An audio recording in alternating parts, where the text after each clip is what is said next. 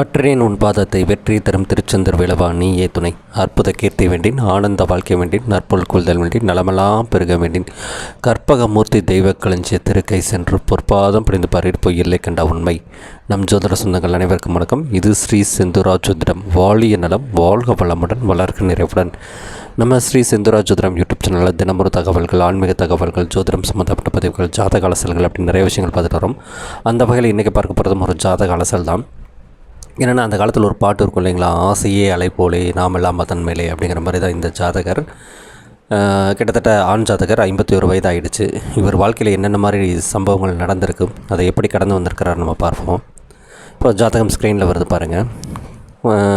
கொடுக்கப்பட்டுள்ள ஜாதகம் கும்ப லக்னம், அதே மாதிரி கன்னி ராசி. இங்கே லக்னா ராசியும் 6-8 சஷ்டாசக தோஷம் வந்திருக்குதா. சரி, லக்னாதிபதி எங்கே உட்காந்துருக்கிறாருன்னு பாருங்கள், 6ஆம் அதிபதி வீட்டில். அப்போ லக்னமும் லக்னாதிபதியும் சஷ்டாச தோஷத்தில் இருக்குது. அப்போ பிறந்ததுலேருந்தே போராட்டமான வாழ்க்கை தான் ஜாதகருக்கு. ஒரு விஷயம் இயல்பாக ஈஸியாக கிடைக்கணும் அப்படின்னா ரொம்ப மெனக்கெடணும்.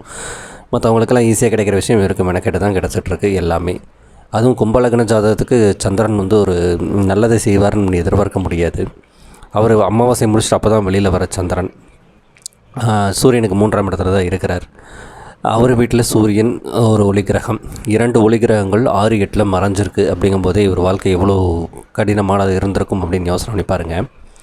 இவர் சரி லக்னாதிபதி 6ல் போய் மறைஞ்சிட்டாரா. சரி, பஞ்சமாதிபதிங்கிறவர் எப்படி இருக்கிறாருன்னு பார்த்தா 7ஆம் இடத்துல இருக்கிறாருன்னு சந்தோஷப்பட முடியல. ஏன்னா அந்த இடத்துல அஸ்தமனமாக இருக்கார். யாருன்னா களத்திர ஸ்தானாதிபதியால் அஸ்தமனம் செய்யப்பட்டிருக்கிறார். சூரியன் 6ஆம் இடத்துலேருந்து 7ஆம் இடத்துல இருக்க போது அஸ்தமனம் செஞ்சிருக்கிறார். அவர் 8ஆம் இடத்துக்கும் ஆதிபத்தியம் பெற்றவர். அப்போ 8ஆம் அதிபதி அங்கே வந்துட்டார், 7க்கு வந்துட்டார். அப்படிங்கும்போது அப்போ பூர்வ புண்ணியம் பலம் எப்படி இருக்குன்னு பார்த்துக்க வேண்டியது தான். அதுவும் குறைஞ்சிருச்சா. சரி, பாக்கியாதிபதி நல்லா இருக்கிறாரா அப்படின்னு பார்த்தோம்னா, இந்த லக்னத்தை பொறுத்த வரைக்கும் சுக்கிரன் முதல் யோகர் இல்லையா, அவர் எங்கே உட்காந்துருக்கிறார் 7ல். இங்கே 5-9 அதிபதிகள் 7ல் சேர்ந்துருக்கிறாங்க. அந்த இடத்துல ஒரு அஸ்தமனம் நிகழ்ந்திருக்கு. 10க்கு சுக்கிரன் வக்ரம். அப்படிங்கும்போது மன வாழ்க்கையை பற்றியும் அவருடைய பாக்கியங்களையும் பற்றியும் இங்கேயே தெரிஞ்சுக்கலாம். எந்த ஒரு ஜாதகத்துலேயும் 1-5-9 பலமாக இருந்தது அப்படின்னா ஜாதகர் எப்படிப்பட்ட வாழ்க்கையும் எப்படியாவது போராடி மீண்டு வந்துடுவார். ஆனால் இங்கே 1-5-9 பலமாக இருக்கானா, பலமாக இருக்கிற மாதிரி ஒரு கட்டமைப்பில் இருக்குது. ராஜா வேஷம் தான் போட்டிருக்கு, ராஜா தவறு இல்லை அப்படிங்கிறது தெரிஞ்சுக்க முடியுது. அப்போ இவர் ஆரம்ப கட்ட வாழ்க்கை எப்படி இருக்கும் அப்படின்னு பார்த்திங்கன்னா, அதே மாதிரி புதன் 7ல் இருக்கிறாரு, சூரியனோட சிம்ம வீட்டில் இருக்கிறாரு. அஸ்தமனமே ஆயிருந்தாலும் சூரியன்கிட்ட தான் அஸ்தமனமாக இருக்கும்போது படிப்பை கொடுத்துருச்சு. அதனால் வேலையும் கொடுத்துருக்கு. பொருளாதாரம் ஓரளவுக்கு பெருசாக இல்லை, நார்மலாக பொருளாதாரம் இருக்குது. ஏன் அப்படின்னா அந்த குருவின் பார்வை சுக்கிரனுக்கு விழுகுது. அப்படிங்கும்போது பொருளாதாரம், ஏன்னா குரு 2ஆம் அதிபதி லாபாதிபதியும் கூட, அப்போ பொருளாதாரம் ஓரளவுக்கு கொடுத்துருச்சு. ஆனால் மன வாழ்க்கை அப்படிங்கும்போது ரொம்பவே கஷ்டத்தை கொடுத்துருச்சு. ஏன் அப்படின்னா இங்கே 7ஆம் அதிபதி யாருன்னு பாருங்கள், சூரிய பகவானா. அவர் சராராசி நிற்கிறாரா, தாராம் 2 சொல்லணும் ஒரு இது இருக்கா. 10க்கு சூரியன் சனி இணைவாக 6ஆம் இடத்துல, 7க்கு 12ஆம் இடத்துல. அப்போ இங்கே எங்கே போய் மன வாழ்க்கை உருப்படியாக இருக்கிறது அப்படின்னா 7ஆம் இடத்துல பாவகக்காரகன் ஆஸ்திங்களா. சரி, பொதுவாக 3ஆம் இடம் முயற்சி ஸ்தானம்னு சொல்லுவோம், 2ஆம் இடம் குடும்பஸ்தானம்னு சொல்லுவோம். அந்த 2ஆம் அதிபதி முயற்சி ஸ்தானத்தில் உட்காந்துருக்கிறாரு. ஆனால் அந்த முயற்சி ஸ்தானத்து குருவுக்கு வீடு கொடுத்த செவ்வாய் நிலைமை பாருங்கள், 4ஆம் இடத்துல நிஸ்பலம் அடைஞ்சு கேது கூட கிரக யுத்தத்தில் உட்காந்துருக்கிறாரு. கிட்டத்தட்ட 2 பேருமே 3 டிகிரிக்குள்ளே இருக்கிறாரு.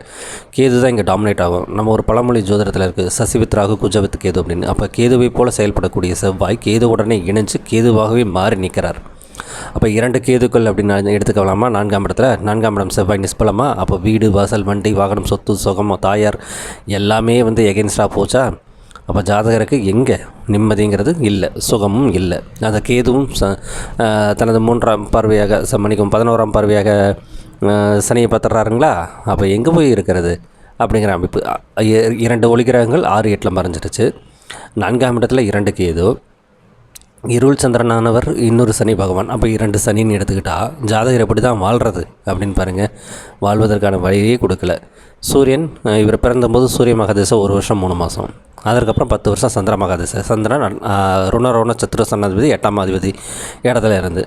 அதுக்கப்புறம் செவ்வாய் இந்த லக்னத்துக்கு கர்மக்காரகன் எங்கே உட்காந்துருக்கிறார், சுகஸ்தானத்தில் நிஷ்பலமாகி கேது கூட கிரகண தோஷத்தில் உட்காந்துருக்கிறார். அப்போ செவ்வாய் அந்த திசையும் போச்சு. அடுத்து ராகு. அந்த ராகு எப்படி உட்காந்துருக்காருன்னு பாருங்கள், சனி பகவானின் சாரம். சனி இந்த லக்னத்திற்கு லக்னாதிபதி தான் என்றாலும் விரையாதிபதி ஸ்தானத்தையும் கையில் வச்சுருக்கிறாரு. விரயஸ்தானத்தை பார்த்தே உட்காந்துருக்கிறார். அவர் சாரத்தை வாங்கிய ராகு. அப்போ அந்த ராகு விருச்சக ராகுவாக உட்காந்துருக்கிறாரு. அப்போ செவ்வாய் வீட்டில் கேது செவ்வாய் பார்த்த ராகு.